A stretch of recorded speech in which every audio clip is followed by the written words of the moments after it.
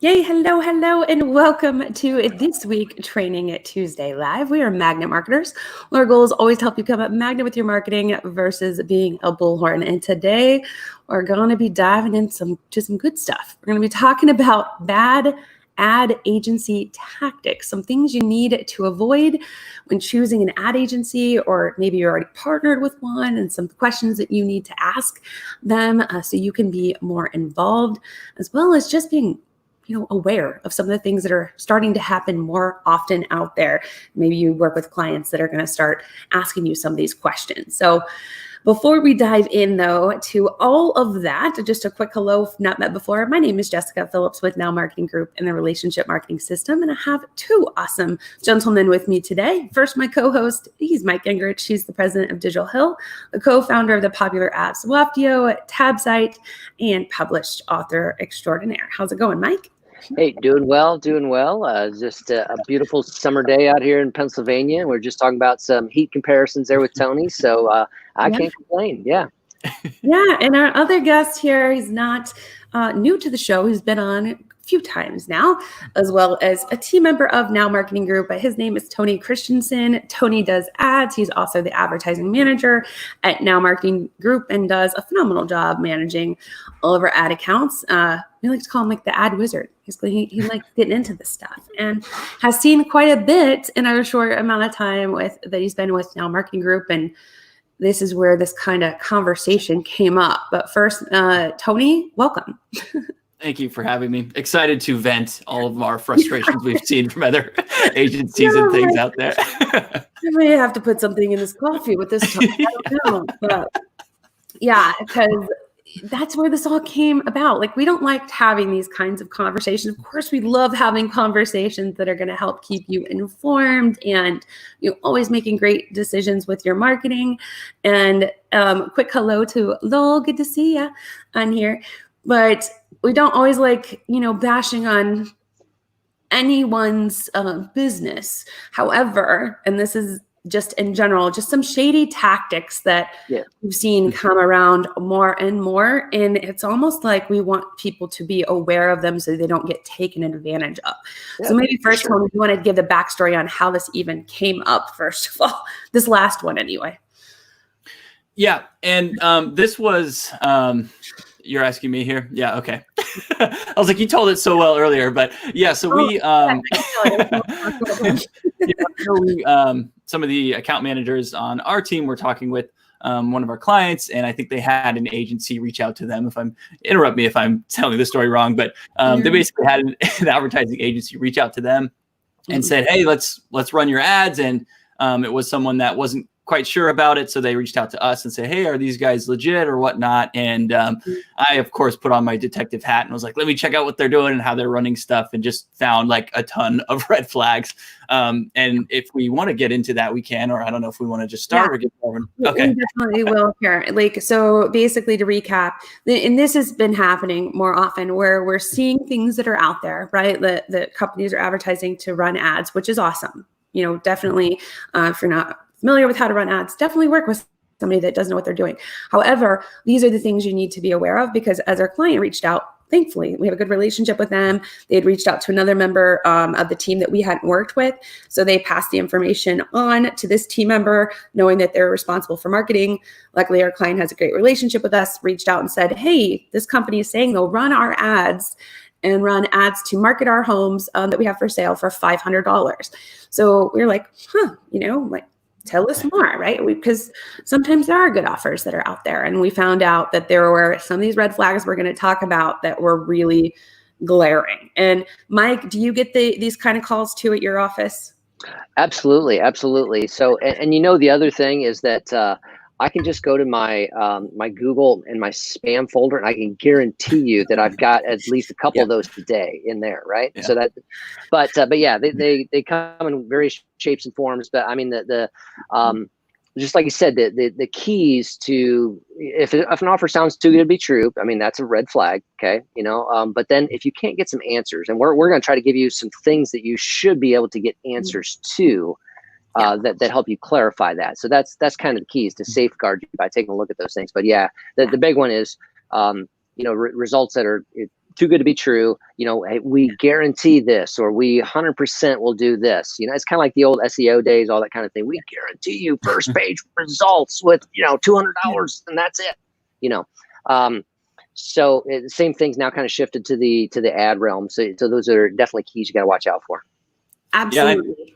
So I'm sorry. And while Tony starts sharing, I just want to mention to anyone that's joining in and watching, if you know some bad ad tactics that maybe you've heard or been presented, drop them in the comments, because I want to see if you catch any that we don't have on our list here today, and we'll give you a shout out as well. Sorry, Tony, go ahead.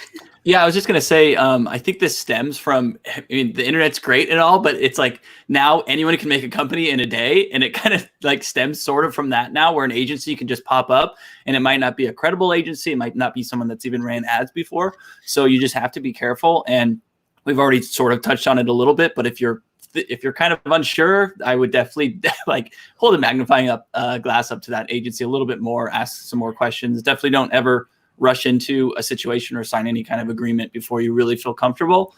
I know us at Now, we talk with people a lot in depth, and we kind of lay out what we're going to do, how that works, and give them time to think about it. And I think that's that's a really good first point that we don't even have on our list, but it's going to be added, is any company that's going to offer advertising or marketing for you. There's no way that they should be able to come with a package and an offer to you of what they're going to do if they haven't even taken time to learn about your business. Yep. So if they're not even, yes, we want you to ask them questions, but they should also be asking you questions. So it's a big red flag if a company is presenting an offer to you when they're not even asking, what are your goals? Like, who are you trying to target? And then they come up with, okay, now this does make sense for us to work together, right? So that's always the first sign and red flag, is too good to be true offer that's presented quickly. They're not taking time to build a relationship with you or get to know your business in order to say, here's why we're suggesting this and how it's going to fit within your goals, and allowing you time to ask them questions that they have educated answers to, because they know their process and their business well enough to be able to answer back in a conversation on how it's going to work, how they're going to get it set up, what the process is. So that's always the first sign. So first is take time to get to know each other before you jump into a situation. Even if it's a great offer, there may be some hidden things in there. Like Tony said, use the magnifying glass. Maybe there's a contract with it you didn't see, or anything like that. So just take time, because even if it is, let's say it was $500 for this client, $500 can be great unless it's just $500 that's burned up that didn't really produce any results anyway. So that's always the first one. Tony, what's the next one that you see more often? Yeah, so Mike already touched on it, but results that are too good to be true. Like we already said, like people that just start and they guarantee results. Or I've seen a ton of people lately too, that'll show, we've gotten this brand 50x return on their ad spend, or, a 500 ROI, or just a crazy high number.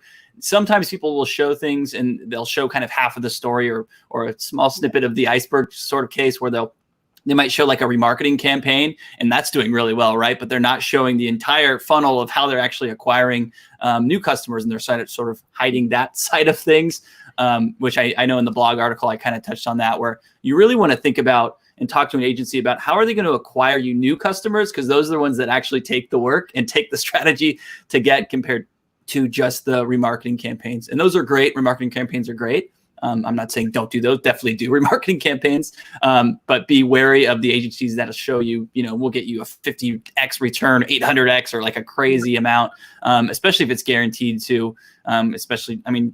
2020 is just a crazy year in general, and I think we can all agree. And there's no results that are guaranteed right now, especially with everything going on, businesses closing and all that kind of stuff. So definitely pump the brakes when you hear any sort of guarantee, and kind of dive into that more, and ask more questions about that.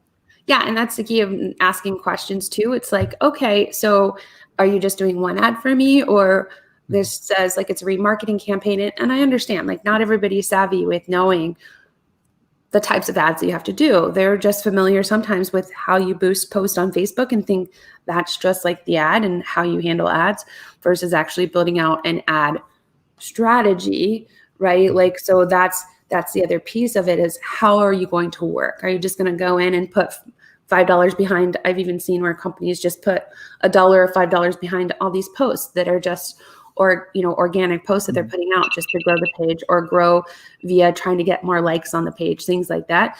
So really investigating, as you said, Tony and Mike, on what do the numbers mean? What are the results, and how does that break down into what it looks like for working with us as a client? Yeah, and you really want to just get crystal clear on what your expectations are. And if you can, even before you're working with an agency, what are your business goals and how will that agency get you to those goals? And that's kind of what the agency can really take into play when it comes to their strategy and developing what they're going to do. If it's going to be a smaller budget, maybe they are boosting posts out, trying to expand your reach, making you like the local celebrity in your city or whatever it might be. Or if it's something more e-commerce driven where there might be a bigger funnel, hate to say the word, Jessika, but funnel structure, where you are, warming people up and remarketing to them down the line as well. Yeah. The F word, it's okay. Yeah. Kidding. But Mike, what's another one that you see often? Yeah, I think when you want to ask them, okay, how would this be set up? And they say, and you say, okay, so you're gonna need access to my ads account. Okay, so and they say, no, we'll run it through ours. Okay, so that's going to be a big red flag there, because there's going to be some serious limitations for you to do that. There's also some serious limitations for them, and then so if they're not even talking about that, that's something. So be aware if when in that process, you have to ask that early, because you might not, you don't want to get involved and then find out, oh, they're going to do it that way. That's late then in the game. So you need to ask about this. So again, Facebook is set up with, ad accounts, and you want your page to have its own ad account, because then number one, you ultimately have control over that. You be an admin of that. But number two, then, you have all the historical data on that, so it stays with you. You don't want something they're going to use their ad account. So if you stop using them, that's anything that you would have known historically or could review is gone. So I think that's a key one, running how they want to run the ad account. You guys got more to say on that one? Yeah, and it's sort of like the checks and balances in a lot of ways, and transparency are like the two phrases I would add to this is, if they're running ads through their ad account, the transparency is kind of completely lost, and you're basically just trusting their word or their screenshots or whatever they might show. In the example we mentioned earlier that we saw, I actually went into the ads the agency was running, and I found broken links. So that's something you would never know about. I found links that were redirecting to other people's pages. So there could be even like worse horror stories to this too, where they could be spending money billing you for it, but then actually stealing that traffic and sending it to one of their pages or another client's page or whatever too. So there's like a lot of like horrible things that can happen there, which you don't want to happen at all.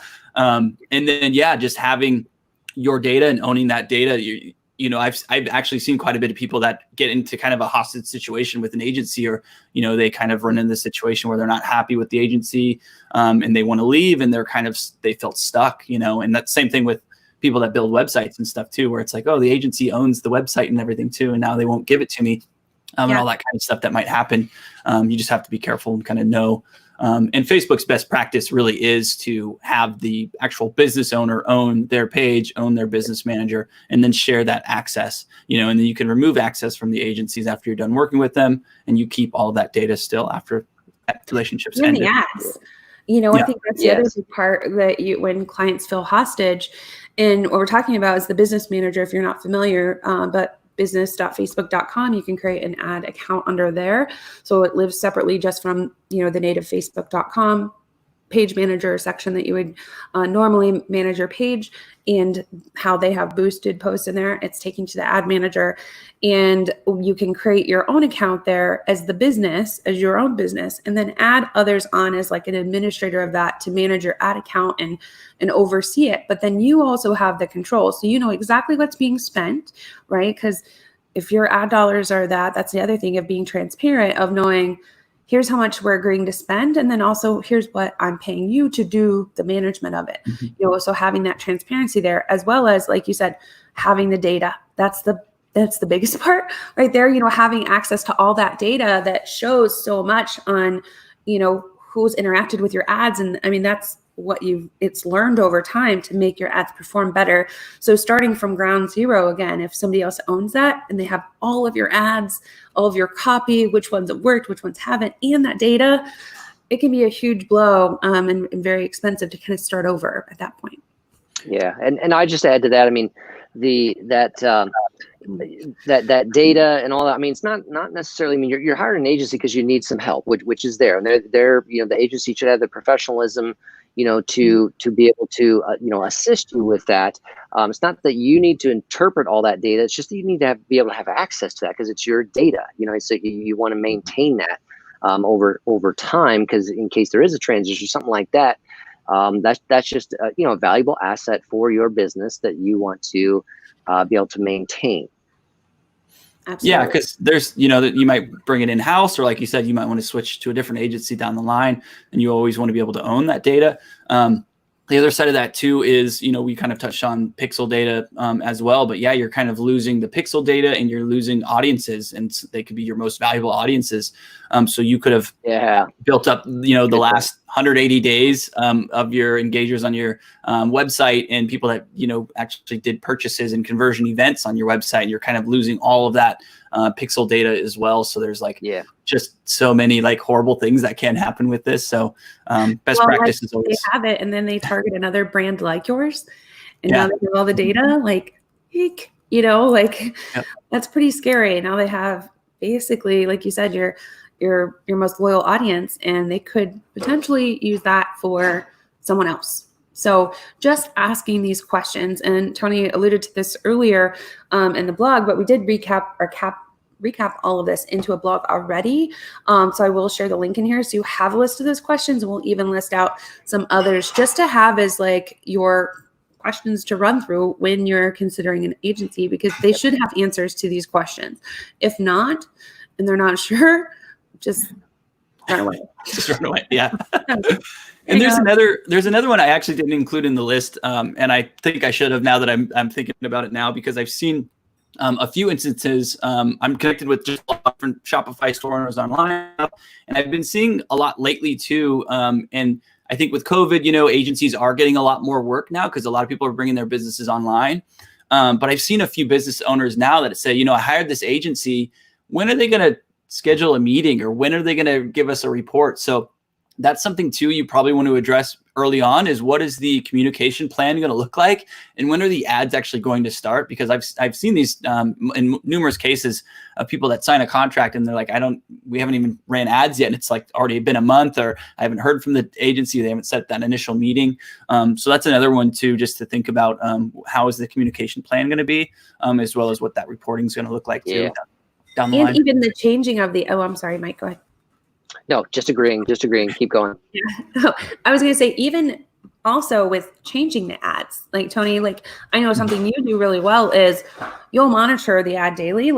So even asking the questions, okay, when's our monthly check-in? What's the process? We've talked about that, but getting to the nitty gritty, who's monitoring it? So are you just setting it up, and then changing or creating new ads? Or are you actually monitoring and tweaking these for us for best performance? Because I know you go in each day, you're monitoring our client ads, and then you're tweaking them and then giving feedback on, hey, I went ahead and did this, because I've seen this happen, right? So they're really invested in the process, because that also is a big differentiator on how much time somebody's going to spend. So it could look great, like that company that was like, hey, we're going to build everything and run your ads and everything's included for $500. But again, maybe they're just setting up an image that's directing people to their page and maybe a link from yours. Is there any A/B testing? Are they going to do A/B testing? And the fact that an ad will kind of, often, what's the right word? But it's going to deteriorate maybe over time. So you need to watch those. Yeah. So you definitely want an agency that's going to be able to look at the account every so often, depending on kind of what your budget is. If it's a higher budget where you're spending thousands a month, you probably want to have them be looking at it daily. If it's something that's spending less, it could, you could take a few days off here and there because you just need the data to learn and take some time to get results and everything.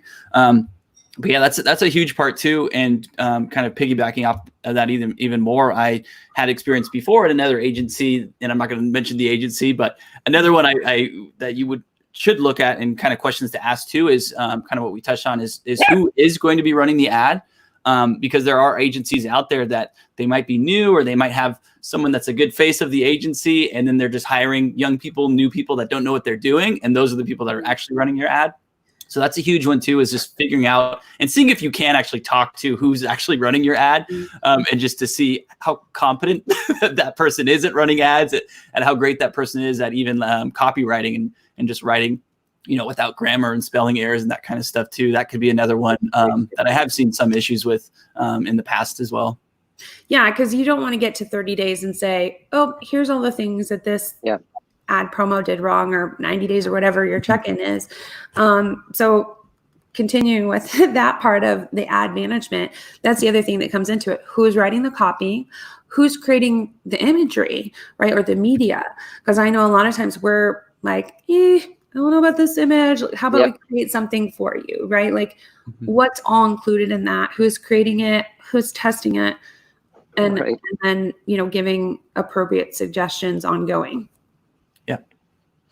So be aware if companies don't offer that.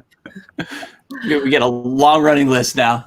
I know. We just keep adding up. People are like, what? That's why we have the blog post. Now we kind of touched on this one a little earlier, like with that your story, the initial story. It's like someone says, hey, for $500 we'll run your ads. So I mean, and then they're not telling you like what is the breakdown of that $500, and so they're not telling you what their actual ad spend is within that. So you don't really know. I mean, so is that $400 in management and $100 in ad spend? They didn't know. We asked, and the client asked that question to the guy that was selling it. He goes, I don't know. And they're like, can you find out? They're like, they don't share it. He said verbatim, they don't share that breakdown with us. So this is the poor sales guy that's just trying to make a living selling his company's ads. But he didn't even know. So could have been not a good thing. Yeah, because with transparency, you should be able to know, this is the management cost, this is the actual ad spend budget here. Yeah. Exactly. Yeah. And that's things that, in these initial meetings, and that's important too, where I see, I like Jessika does that sometimes too. Well, she'll bring me into the meetings. So even if you're having these initial talks and it's someone that might not know this information, just ask them to bring whoever's doing the ads into the call, and then you can ask them those questions and make sure that they know what they're doing, and all these other things that we'll go over later on here too. You just talk to the actual person too, because sometimes there might be a salesman or a middleman that you're talking to, sort of in a way, or a founder of an agency or whatever it might be. But you definitely want to kind of know who's making the ads. There's also restrictions too that I've seen in the past too, where an agency might say, we're only going to create 30 ads a month, for example, or they might cap that too. So that's something you might want to question too, is, is there a certain amount of time only that you're going to put into this and optimizing it? Is there a certain amount of creative you're going to make? Is there a certain amount of ads that you're going to make? Or even how many adjustments might you make? And is there a cap there? All these sort of things you want to look into as well. And that's why I bring you into those meetings too. A lot of times, I mean, we have a discovery questionnaire for every client that comes in, and an ad discovery questionnaire, right? But the big thing that I wanted to share, and I think another thing that you should look out for, is examples, right? So I like to have either one is we're talking with this client or learning more about them. You can think of another company that's like, oh, here's what we've done for so-and-so.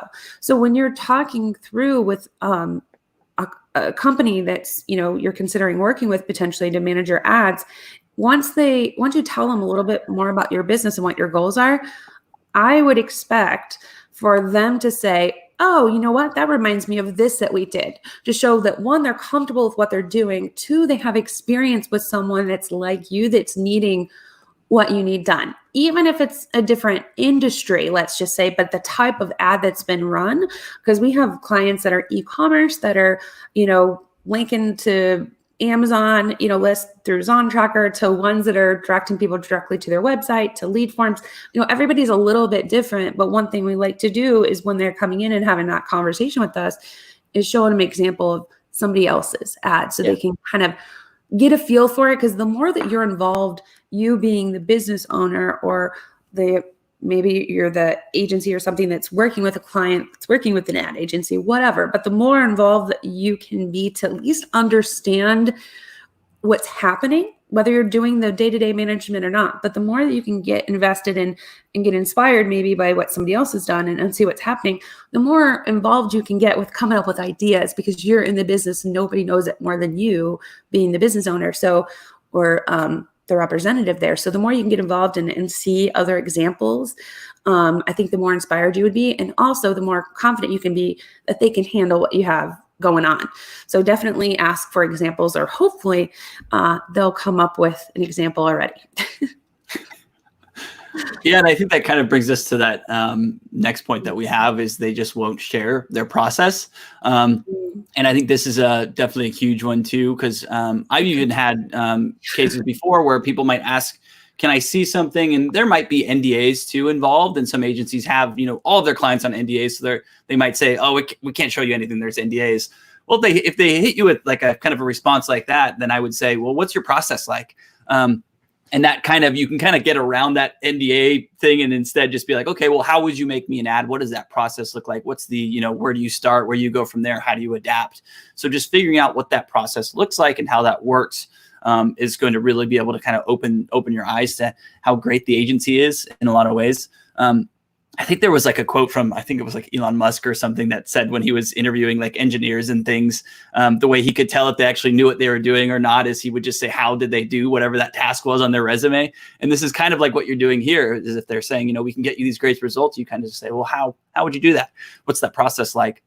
And that can really open up kind of your eyes on do they actually know what they're talking about? And then if they do, what does the actual process look like? And then you'll know more about how they'll, interact with you and work with you kind of along the way too, which really helps. Yeah. Love it. Yep. No, I think it's a good conversation.